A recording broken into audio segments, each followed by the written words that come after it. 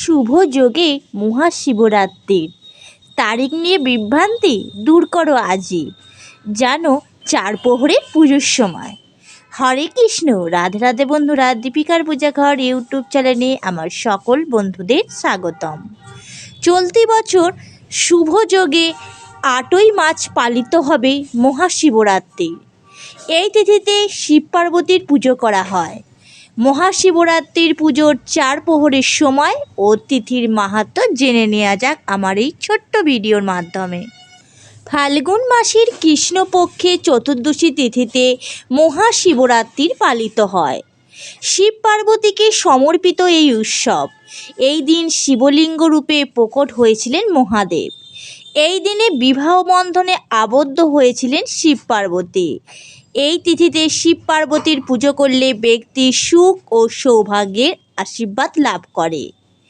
মহাশিবরাত্রির তারিখ ও মাহাত্ম্য সম্পর্কে জেনে নেওয়া যাক। এছাড়াও এই বছরে মহাশিবরাত্রির একাধিক শুভযোগের উপস্থিতিতে পালিত হবে, সে বিষয়েও আমি এখানে আলোচনা করব। ফাল্গুন মাসের কৃষ্ণপক্ষে চতুর্দশী তিথি শুরু হবে 8ই মার্চ রাত্রির 9:57। ফাল্গুন মাসের কৃষ্ণপক্ষে চতুর্দশী তিথি সমাপ্ত হবে 9ই মার্চ সন্ধ্যা 7:17। শাস্ত্রমতে প্রদোষকালে শিবের পুজো করা উচিত। এই কারণে 8ই মার্চ মহাশিবরাত্রি পালিত হবে।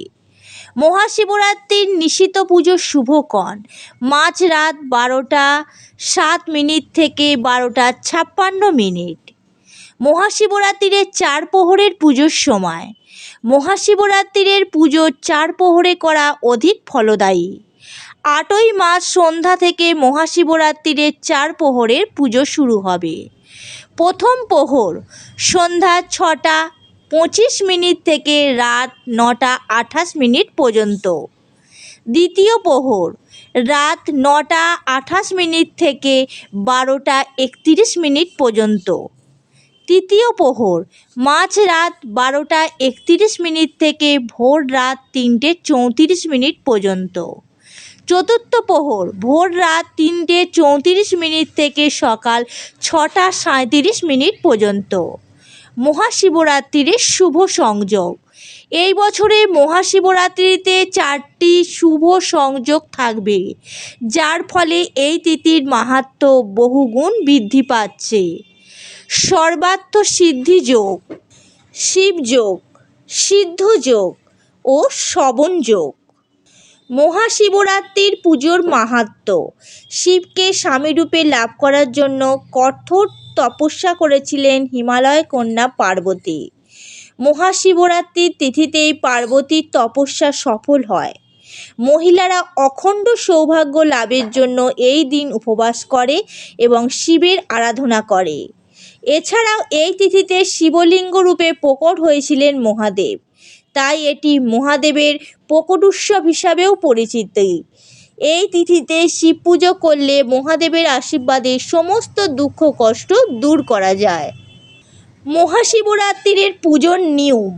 এই তিথিতে ব্রহ্ম মুহূর্তে উঠে শিব ও পার্বতীকে প্রণাম করে পুজোর সংকল্প গ্রহণ করতে হবে। এরপর গঙ্গা জল মেশানো জলে স্নান করতে হবে। নতুন ও স্বচ্ছ পোশাক পরে সূর্যকে অর্ঘ্য দিতে হবে। মন্দিরে গিয়ে দুধ গঙ্গাজল দিয়ে শিবের অভিষেক করতে হবে।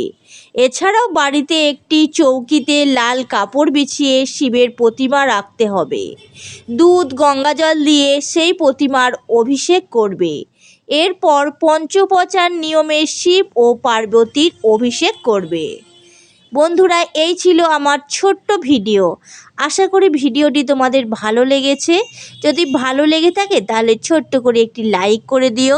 তোমার প্রিয়জন বন্ধুবান্ধবদের সাথে শেয়ার করে দিও, যাতে তারাও জানতে পারে 2024 সালের মহাশিবরাত্রির কবে অনুষ্ঠিত হতে চলেছে। Thank you for watching. Radhe Radhe. জয় শ্রীকৃষ্ণ। হর হর মহাদেব। জয় শিব শম্ভু।